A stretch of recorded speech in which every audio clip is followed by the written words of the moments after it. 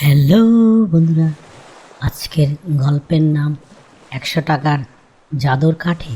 ইয়ামিন বার্ষিক পরীক্ষা শেষে দাদুর বাড়িতে বেড়াতে আসে, কিন্তু এসে এসে অবাক হয়ে যায়।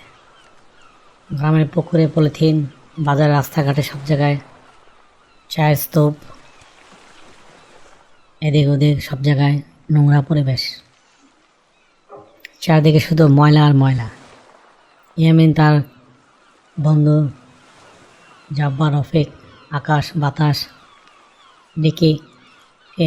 ডেকে বলে, দেখো, আমরা এই গ্রামকে ভালোবাসি বলেই কিন্তু এই গ্রামকে আমরা ডাস্টবিন বানিয়ে ফেলেছি। এভাবে আর চললে আমাদের ভবিষ্যৎ আরও অন্ধকার হবে। বন্ধুরা প্রথমে ইয়ামিনের কথা শুনে বেশ হাসাহাসি করলো।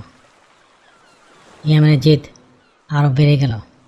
ইয়ামিন একটি সাদা কাগজে বড় করে লিখল, এখানে ময়লা ফেললে ১০০ টাকা জরিমানা হবে।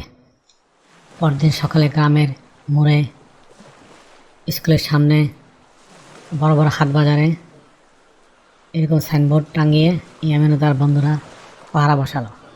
অন্যদিকে গ্রামের প্রভাবশালী মাতব্বর খালু মিয়া অবহেলায় পানি পিক ফেলে নাস্তার উপরে। ইয়ামিন একটু জোরে বলল, চাচা ১০০ টাকা জরিমানা দেন। মাতব্বর খালু মিয়া বলল, তুই আমাকে চিনিস? আমি এলাকার, আমাকে জরিমানা? এ নিয়ে তর্ক থেকে শুরু হলো, কিন্তু ইয়ামিন অনড়। সে শান্ত গলায় বলল, চাচা আপনি ময়লাটা তুলে ফেলুন, তাহলে টাকা দিতে হবে না। আমার শত শত মানুষের সামনে মাতব্বর সাহেব অপমানিত বোধ করে ময়লা তুললেন। এটাই ছিল তার প্রথম বিজয়। এ খবর গ্রামের চারিদিকে ছড়িয়ে পড়লে এমনকি সোশ্যাল মিডিয়া তো ভাইরাল হয়ে গেল। ইয়ামিনা তার বন্ধুবান্ধবরা ভিডিও করে দেখাতে শুরু করলো জরিমানা টাকা দিয়ে তারা কীভাবে গ্রামে নতুন নতুন ডাস্টবিন কিনে এবং রাস্তার ধারে ফুল গাছ লাগানো শুরু করেছে। অন্যদিকে উপজেলা চেয়ারম্যান এই খবর শুনে ইয়ামিনকে ডেকে পাঠালেন। এমন তাকে বোঝালো, স্যার জরিমানা আসলে টাকা নেওয়া নয়, মানুষের অভ্যাসকে বদলে দেওয়া। পরে চেয়ারম্যান সাহেব ঘোষণা দিলেন, উপজেলায় এখন থেকে এই নিয়ম চালু হবে। ধাপে ধাপে উপজেলা থেকে জেলা, জেলা থেকে বিভাগ। পরে ইয়ামিন একটি অ্যাপ তৈরি করলো, যার নাম দিল সুপার ক্লিন বিডি। এখন মানুষ আর ময়লা ফেলার ছবি আপলোড করছে।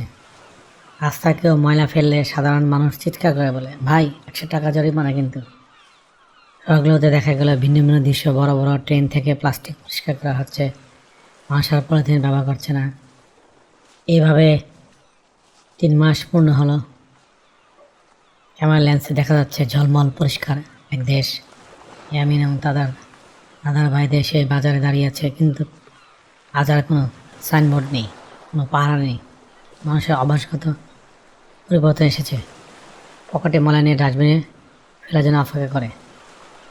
সাধারণ পরিবর্তন বাইরে থেকে আসে না, আসে ভিতর থেকে।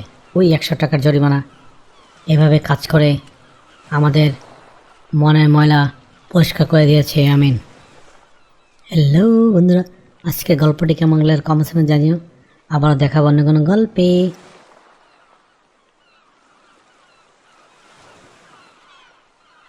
Thank you for watching. Please subscribe.